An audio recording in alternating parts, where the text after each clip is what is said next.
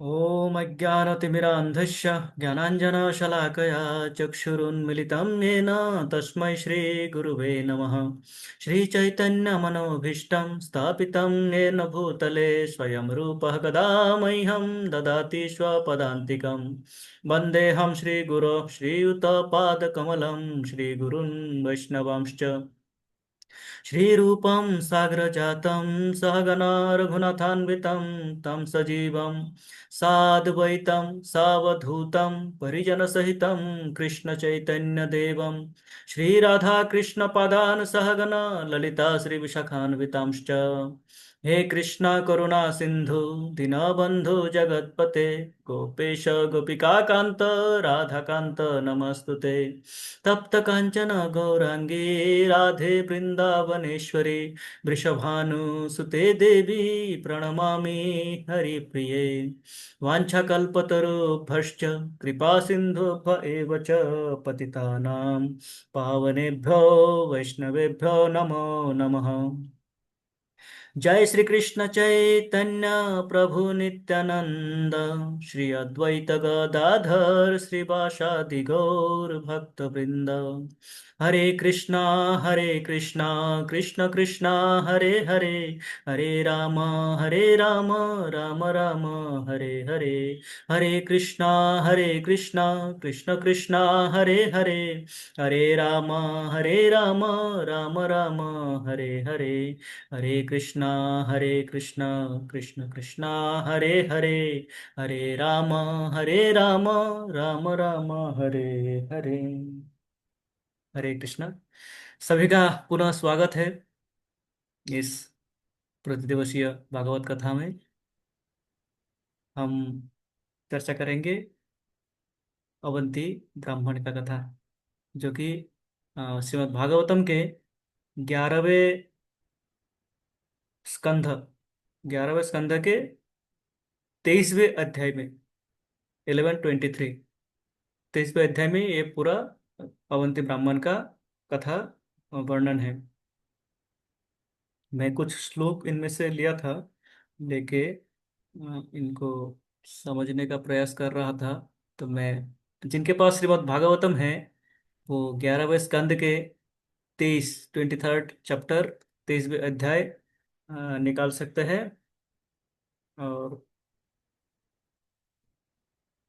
नहीं तो हम स्क्रीन में भी कुछ श्लोक देख सकते हैं। कुछ श्लोकों के ऊपर हम चर्चा करेंगे।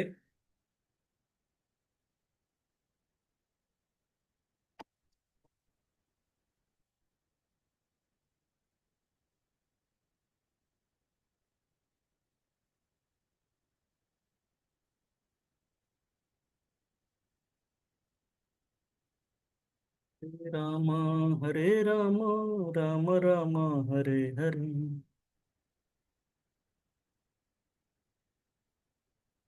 हाँ, ये दो श्लोक है। ये 22वें अध्याय में है। हाँ, भागवतम के 11वें स्कंद के 22वें अध्याय के अंतिम में ये श्लोक है। 58 और 59 श्लोक संख्या, जहाँ पे भगवान उद्धव को बताते हैं कि सहन करना है। यदि हमारा जीवन का उद्देश्य परम प्राप्ति का उद्देश्य है, हमारे जीवन में हमारे जीवन हम चाहते हैं परम भगवान को प्राप्त करना। हाँ, तो क्या करना है हमें? कुछ बातें सहन करना पड़ेगा। हाँ, बताते हैं। क्षिप्तो अवमानितो असिद्धि प्रलब्ध असूयुतो अथवा ताड़ितः सन्निरुद्धो वा भृत्या वा परिहापितः निष्ठुत मुद्रितो बाह्यैर्बहुधैव प्रकम्पितः श्रेयस्कामः कृच्छ्रगत आत्मानात्मनमुद्धरेत्। भगवान अंतिम में कहते हैं, अंतिम लाइन में जो कह रहे हैं, श्रेयस काम कृच्छ्रगत आत्मन आत्मनम उद्धरेत। श्रेयस काम, यदि आपका जीवन का उद्देश्य है जो उच्चतम शिखर को प्राप्त करना, जीवन की परम सिद्धि, जीवन की, मनुष्य जीवन का जो परम सिद्धि है वो है भागवत प्राप्ति, भगवत धाम के प्राप्ति, पुनः स्वधाम में लौट के जाना। यह है मनुष्य जीवन का परम प्राप्ति। बाकी हमारी हमारे जीवन में छोटे मोटे गोल रहते हैं सबके, सबके छोटे मोटे कुछ लक्ष्य रहते हैं। हैं, मुझे ये बनना है, मुझे डॉक्टर बनना है, मुझे इंजीनियर बनना है, मुझे ये इतना धन कमाना है, मुझे इतना ऊंचा बिल्डिंग बनाना है, मुझे इतने विदेश भ्रमण करना है, मुझे बिजनेस में इतने ऊपर जाना है, इतने करोड़ों का मालिक बनना है मुझे।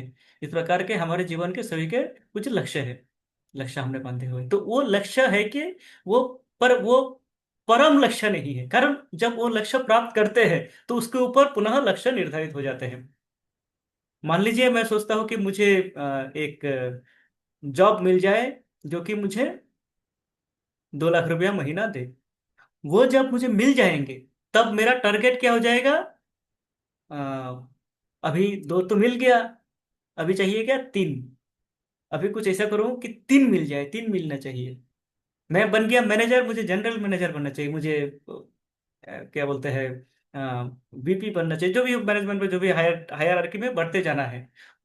ये सब जो भौतिक जगत के जो भी हमारे लक्ष्य है, ये लक्ष्य क्या होते हैं? परिवर्तन होते रहते हैं, बढ़ते रहते हैं, आगे बढ़ते रहते हैं। पर एक लक्ष्य वो है जिसके आगे और कुछ नहीं है, उसके आगे बढ़ने का और कुछ नहीं, वो परम है, अंतिम है वो लक्ष्य है श्रेयस काम, जो कि परम प्राप्ति, वो है भागवत प्राप्ति। भागवत प्राप्ति के बाद पाने के लिए कुछ नहीं बचेगा। हम्म? जब हम भगवत धाम को प्राप्त करते हैं, भगवत भगवान को प्राप्त कर लेते हैं, उसके बाद और पाने का कुछ नहीं बचता है। यद गत्वा न निवर्तन्ते, जहां पे जाने के बाद और कहीं जाने का कोई जगह नहीं बचता है, कहीं और जाना नहीं पड़ता है। हम इस लोक में जाएंगे, उस लोक में जाएंगे तो हमें अनेकों कुछ, बहुत कुछ करना पड़ेगा। है, पर जब हम गोलोक में जाएंगे तो उससे आगे जाने के लिए और कुछ बचेगा नहीं है। वो परम, दैट इज परम धाम। तो वो श्रेयस काम। तो यदि हमें श्रेयस काम करना है तो क्या करना है? जो असुविधाएं हैं, कृष्णगत आत्मनात्मन, जो हमारे जो असुविधाएं होते हैं, क्या क्या असुविधाएं वो बताया है यहाँ पे। क्षिप्त, कोई हमें अपमान करे, अवमानित, कोई हमें नेग्लेक्ट करे, कोई हमें अर्थात हमें अ, अवमानना करे, अवहेलना करे कोई, प्रलब्ध, कोई हमारी हंसी उड़ाए, असूयित, कोई हमारे हमें द्वेष करे, ताड़ित, कोई गालियां दे, धमकियां दे, हैं? सन्निरुद्ध, कोई हमें बांध के रखे, भृत्य परिहापित, हमारी जीवन धारण की जो वृत्ति है उनसे हमें दूर रखे। 2 प्रकार के हो सकते हैं, कोई हमारी भोजन से हमें दूर रखे, अथवा भोजन प्राप्ति के लिए जो हम कार्य करते हैं, उनसे हमारे दूर रखे। मान लीजिए मेरा बिजनेस है, मेरा दुकान बंद करवा दिया अथवा जला दिया है। मान लीजिए मैं किसान हूँ, मेरा खेत खलिहान नष्ट कर दिया है, उस प्रकार की है। यह है वृत्ति परिहापित, जो मेरा जीवन धारण के जो आधार है उनको नष्ट कर देता है। निष्ठुत, निष्ठुत, थूकते हैं कोई मुझ पे, और मुत्रित, कोई यूरिन पास कर दे, कोई पेशाब कर दे, भगवान ये सब कहते हैं। अर्थात इसके बाद कोई ऐसा कुछ बचता है क्या जो और हो सकता है? कहता है कि कोई भी स्थिति आए आपके साथ में, कुछ भी आए, क्या करना पड़ेगा? आत्मन आत्मनः, आपको स्वयं को अपने बुद्धि के द्वारा समझाना पड़ेगा स्वयं को। और इन जो ये जो कष्टों की बातें हुई है इसमें, है, क्षिप्त, अवमानित, प्रलब्ध, असूयित, ताड़ित, ये जो बातें हुई है, ये सब जब आपके साथ हो, आप अपना बुद्धि का उपयोग करके इनको सहन करना होगा, यदि आपकी उद्देश्य परम प्राप्ति है, भगवत प्राप्ति है। तो ये अत्यंत कठिन बात है सुनने में। तो हमने सुन लिया, पर उद्धव जी के लिए हो सकता है वो संभव भी है। उद्धव जी भगवान के ही मित्र है, सखा है। उनमें वो शक्ति है कि वो ये सब हो तो वो सहन करे। पर उद्धव जी भी कह रहे हैं कि इसके बाद उद्धव जी प्रश्न करते हैं कि भगवान, ये जो आपने बताए हैं, ये तो जो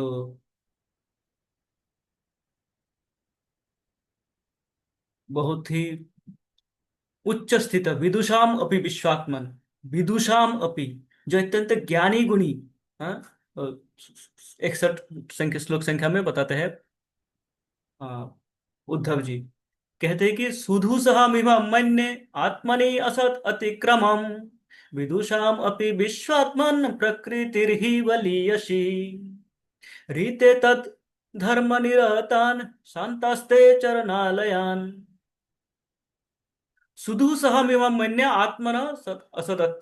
इस प्रकार के अत्याचार यदि मुझ पर हो तो सुधु सहम, इसको सहन करना कठिन है। मेरे लिए तो कठिन है, विदुषाम अपि, जो ज्ञानी गुणी व्यक्तिगण है उनके लिए भी ये कठिन है। विश्वात्मन है भगवान, भगवान को विश्वात्मन बता रहे हैं कि आप तो परमात्मा के रूप में समग्र विश्व के सभी के जीव में स्थित हो। आपको पता है, भगवान भगवान को बता रहे हैं कि हे भगवान, हे कृष्ण, आप परमात्मा रूप में सभी के हृदय में विराजमान हो, आप जानते हो स्थिति। ये जो अत्यंत उच्च कोटि के विद्वान व्यक्ति है, ये ज्ञानी गुणी व्यक्ति है, उनके लिए भी बुद्धि का उपयोग करके इनको सहन करना कठिन है। कोई मुझे थूक दे, कोई मेरे ऊपर पेशाब कर दे, कोई मुझे ऐसे ही मारे बांध के रख दे, मेरे जो जीविका है उनको नष्ट कर दे, हाँ, कोई मुझे गालियां दे, छोटे मोटे गालियां देते तो सहन नहीं कर पाते हैं। हाँ, और ये सब कैसे सहन कर ले। कहते हैं कि प्रकृति ही बलियसी, ये जो हमारा कंडीशनिंग है, बद्धावस्था है, जिस बद्धावस्था में हम इस भौतिक जगत में है, हम बद्धावस्था में है, हम बंधे हुए हैं तीन गुणों के द्वारा। प्रकृति के तीन गुणों के द्वारा हम बंधे हुए हैं। अब ये प्रकृति के तीन गुण इतना बलवान है, ये प्रकृति इतना बलवान है कि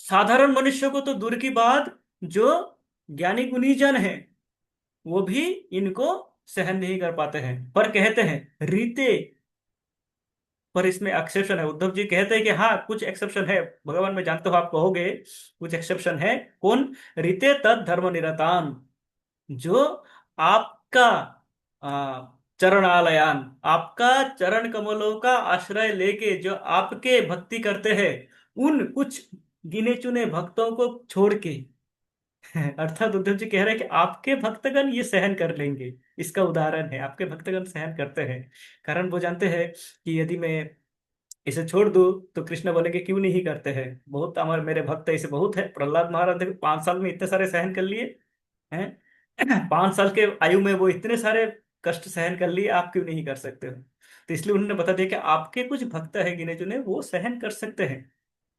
साधारण मनुष्यों के लिए ये असंभव है।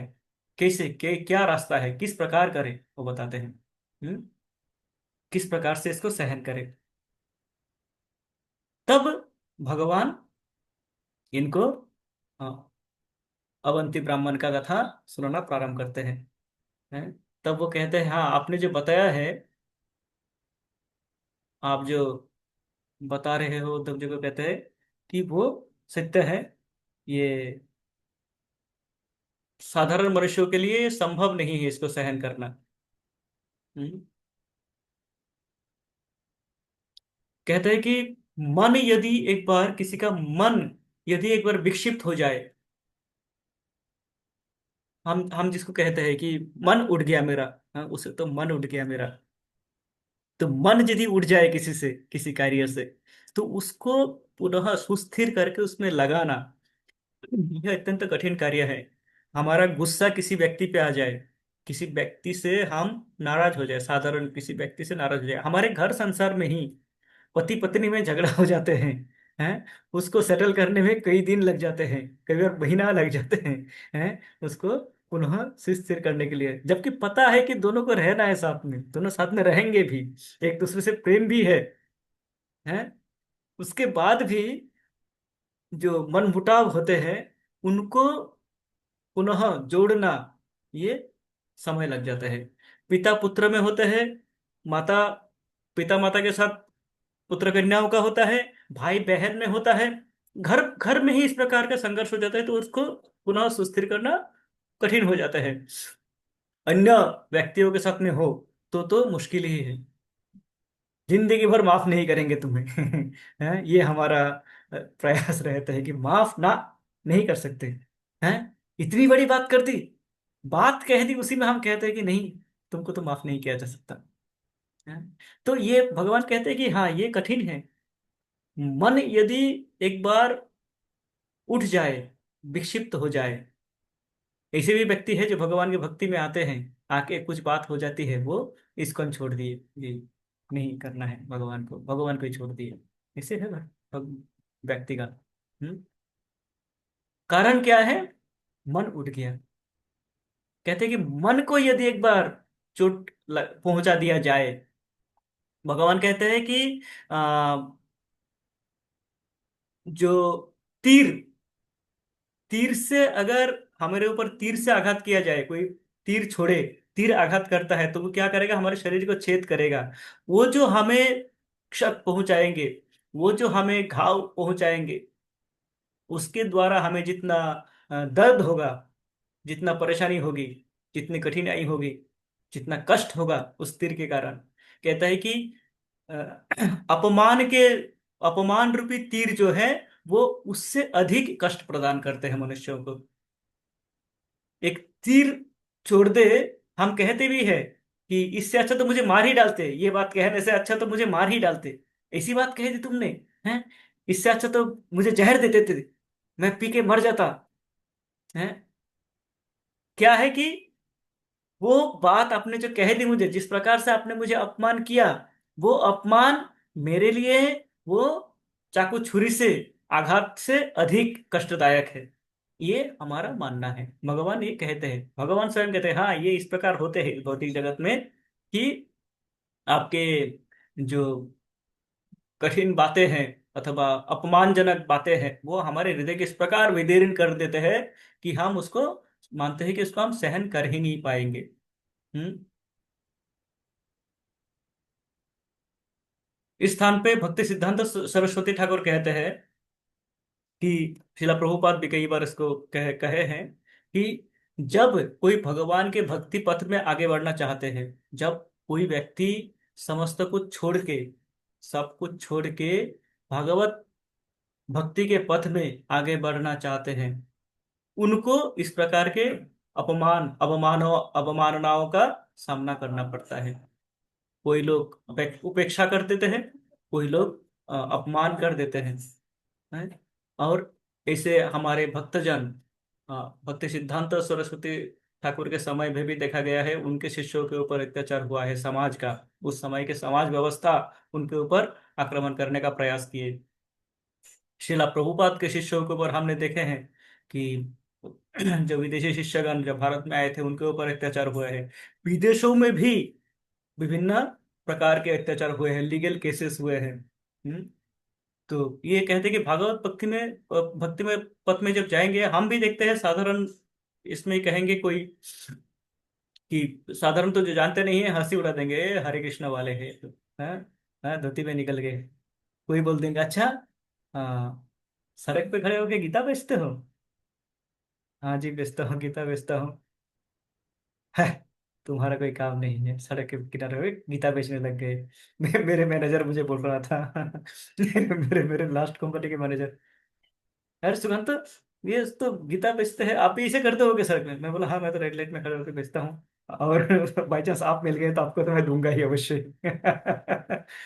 तो ये क्या है कि इस पथ में आप जब सब छोड़ के जाएंगे, तो भक्ति सिद्धांत सरस्वती ठाकुर कहते हैं कि ये अवस्था आएगा जब आपके ऊपर हंसी उड़ाए जाएंगे, हैं, आपके ऊपर नाना प्रकार के कुटुंब आ सकते हैं।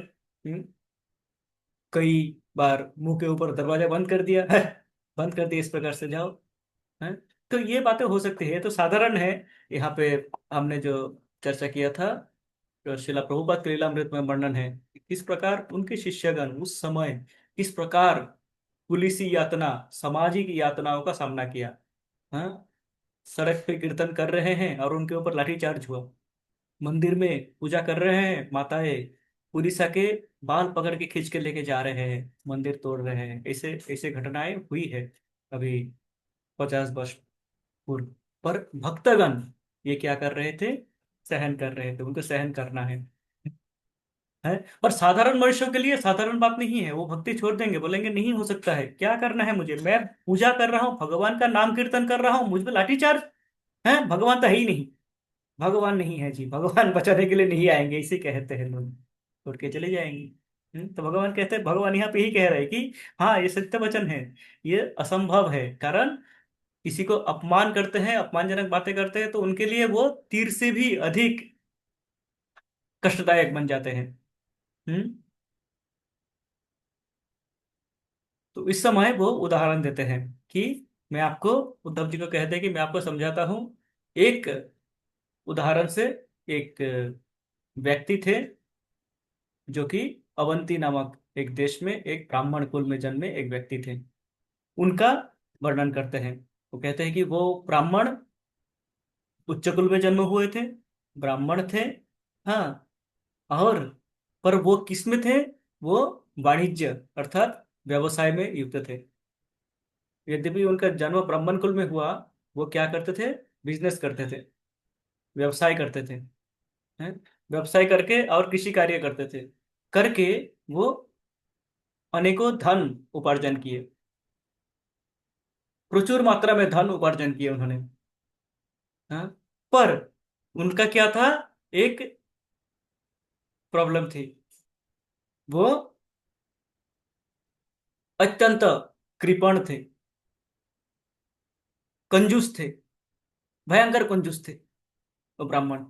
धन तो उनके पास अनेकों हैं, वो धन वो ना स्वयं उपभोग करते थे और ना ही अपने परिवार परिजनों को, संतान संततियों को उपभोग करने देते थे।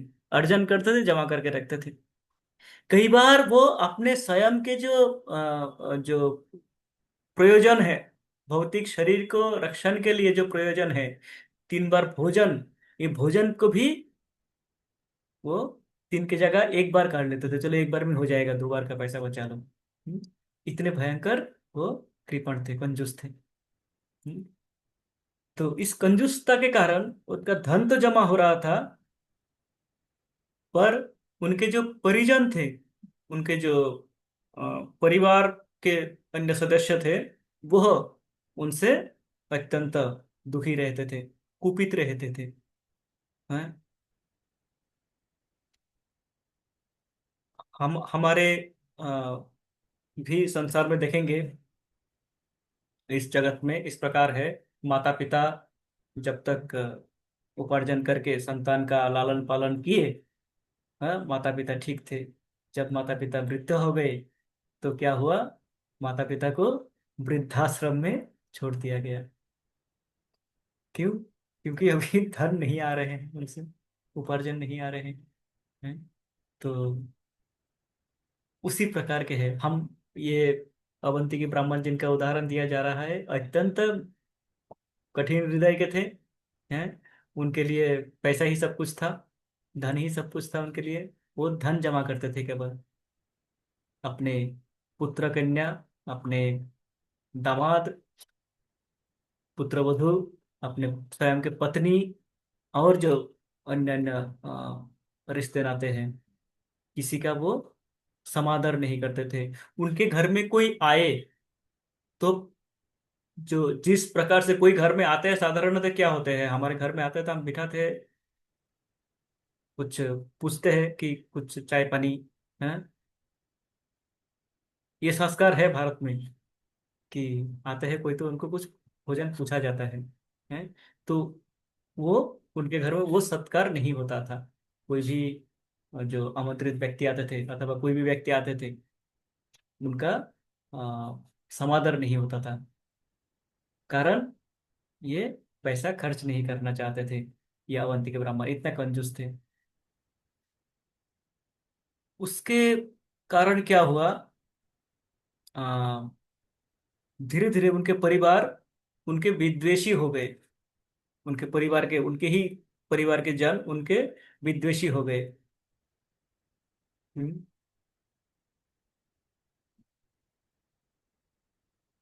भगवान कहते हैं कि धन यदि हम उपार्जन करें तो धन का तीन अवस्था होते हैं। धन का तीन अवस्था था, तीन कार्य कह सकते हैं धन का हो सकता है। एक है आ, स्वयं उपभोग करे धन को। धन उपार्जन किया, धन को उपभोग किए, भोग किए उसको। और क्या होता है, दान करे, धर्म के कार्यों में, भगवान के सेवा में उनको दान करे। ये द्वितीय। तृतीय, यदि हमने ये दो नहीं किए, हमने स्वयं भी उपभोग नहीं किए और दान भी नहीं किया, अर्थात भगवान के सेवा में भी प्रयोग नहीं किए, ये धन ना स्वयं के कार्य में लगे ना भगवान के सेवा में लगे, कहते हैं तृतीय अवस्था इसका नाश होगा। ये विनाश होगा धन। तीन ही अवस्था होगा, या तो आप उपभोग करेंगे, या आप भगवान के सेवा में लगाएंगे, दान करेंगे, लोगों के सेवा में लगाएंगे, जन कल्याण में लगाएंगे, अन्यथा वो नाश होगा। ये अवश्यंभावी है। तो इसका, इनका भी, अवंती ब्राह्मण का जो धन था वो भी क्या हुआ, धीरे धीरे वो धन एक समय विभिन्न कारणों से क्या हो गया, नष्ट हो गया। हम्म। जब, और यहाँ पे बताते हैं कि साधारणतः जो गृहस्थ है, गृहस्थ को अपने देवताओं को कुपित नहीं करना है। जो भगवान के भक्त हैं वो भगवान की पूजा करते हैं। भगवान की पूजा करने से समस्त देवी देवताएं संतुष्ट हो जाते हैं। यथा तरुर्मूल निषेचनेन तृप्तन्ति शाखा उपशाखा भुजौ। है, जिस प्रकार पेड़ के जड़ में जल डालते हैं तो समस्त शाखा उपशाखा, टहनियाँ, समस्त फूल पत्ते भर जाते हैं, उनको जल अलग से डालने की प्रयोजन नहीं होती है। उस प्रकार भगवान को जब पूजा करते हैं, भजन करते हैं, तो समस्त देवताएं खुश रहते हैं, आनंदित रहते हैं, प्रसन्न रहते हैं। पर जो भगवान के भक्ति भी नहीं करते हैं और किसी देवताओं के पूजा भी नहीं करते हैं, तो क्या होते हैं, ये कुपित हो जाते हैं। और उनके क्रोध के कारण वो गृहस्थ, वो जो जो गृहस्थी है, वो जो घर परिवार है, वो नष्ट हो जाते हैं, भगवान इस प्रकार बताते हैं। तो ये ब्राह्मण क्या कर रहा था, ना वो स्वयं भोग कर रहा था, ना भगवान के कार्यों में लगा रहा था, और उनके घर में कोई देवी देवताओं का पूजा नहीं होता था। न, कभी धर्म के कार्य होते ही नहीं थे, किसी भी धर्म धर्म के कार्य उनके घर में होता नहीं था। धन है, धर्म नहीं है। हैं, विद्या ददाति ददाति विनयात, विनयात याति पात्रताम, पात्रताम धनम आपनोति, धनात् धर्म ततो सुखम। ये बताते हैं हमारे नीति शास्त्र में कि विद्या अर्जन करते हैं, विद्या ददाति विनयात, विद्या हमें विनयी बनाते हैं, विनम्र बनाते हैं। ये विन विनयात याति पात्रता, विनम्रता से योग्यता आते हैं। हाँ, हमारे इसमें योग्यता आते हैं, पात्रता, किसी कुछ कार्य करने का, कुछ स्थान ग्रहण करने का। हम्म। पात्रतात धनम आपनोति, जब हमें योग्यता अर्जन करते हैं, योग्यता से क्या होता है, धन आते हैं हमारे पास। विद्या से हम विनयी बनते हैं, विनयी बनते हैं तो फिर हम कोई अपने अनुसार कोई कार्य करते हैं, कोई जॉब करते हैं, कोई बिजनेस करते हैं, जिसका जो कार्य है वो करते हैं। फिर उस कार्य से क्या होता है, धनम आपनोति, धन आते हैं। अब धनात धर्म, उस धन के द्वारा यदि धर्म किया जाए, अर्थात उस धन का उपभोग धर्म को साथ में रख के किया जाए, तो धनात धर्म ततो सुखम, और तभी सुख की प्राप्ति होगी। अथवा धन आया, धन से धर्म नहीं किया हमने, अधार्मिक कार्य करने करते रहे, तो सुख की प्राप्ति नहीं होगी। धन तो आएगी, सुख नहीं होगी। अधर्म के कार्य यदि हम करते रहे, धर्म के से दूर रहे धन से, तो ये ब्राह्मण अपने घर में धर्म के कोई कार्य नहीं करते थे। जिस कारण क्या हुआ, ये उनके जो गृह देवताएं होते हैं वो कुपित हो गए, और उनके धन धीरे धीरे नष्ट हो गया। किस प्रकार से नष्ट हुआ? कहते हैं कि कुछ धन उनके जो पुत्र कन्या इत्यादि हड़प लिए। बोला ये तो देते नहीं है, हटा कुछ ना कुछ करो, ये तो खुद भी भूखा रहता है, मुझे हमें भी भूखा रखते हैं। तो ये कुछ इनसे चोरी कर ली, अथवा किसी प्रकार से उनसे ले लिया वो धन। यद्यपि वो एक एक पैसा गिन के रखते थे, फिर भी उनसे ले ही लिए हैं। कुछ धन गया, जैसे उनके खेती खलिहान थे, वो सूखा के कारण नष्ट हो गए, समय के कारण नष्ट हो गए। इस प्रकार सूखा पड़ा कि खेत खलिहान नष्ट हो गए। कुछ उनका संपद थे जो कि आग लगने के कारण जल गए। इस प्रकार दैवी कारण और अपने परिजनों के कारण क्या हुआ, उनके ये जो संचित धन थे वो धन नष्ट हो गए, समाप्त हो गए। और जब धन समाप्त हो गए, वो गरीब हो गए। क्योंकि ये किसी को समादर करते नहीं थे, किसी को कुछ पूछते नहीं थे, तो इनसे तो वैसे ही लोग परेशान थे, वैसे ही लोग इनको दूर करना चाहते थे, इनसे दूर रहना भी चाहते थे। जब इनका धन भी चला गया, तब इनके लिए कोई प्रेम जबकि था ही नहीं, तो इनको क्या कहते थे, सब तिरस्कार करने लगे, सब दूर करने लगे, इनको दूर दूर करने लगे। हम्म। और इनको छोड़ के सब चले गए, इनको पुत्र कन्याएं, इनके परिवार सब इनको छोड़ के चले गए।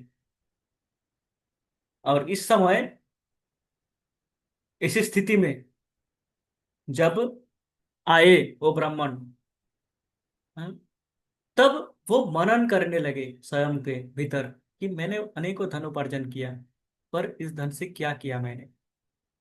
मैं ना स्वयं उपभोग किया, ना किसी को उपभोग करने दिया, ना ये मैंने भगवान के कार्यों में लगाया इस धन को, जिस कारण आज मेरा ये अवस्था है। मैंने क्या किया, दिन रात एक करके धन उपार्जन किया है, अपने खून पसीना बहा दिया, धन एक उपार्जन किया करके, पर मैंने क्या किया, इस धन का क्या हुआ? ये धन तो रहे नहीं मेरे पास, धन तो चले गए।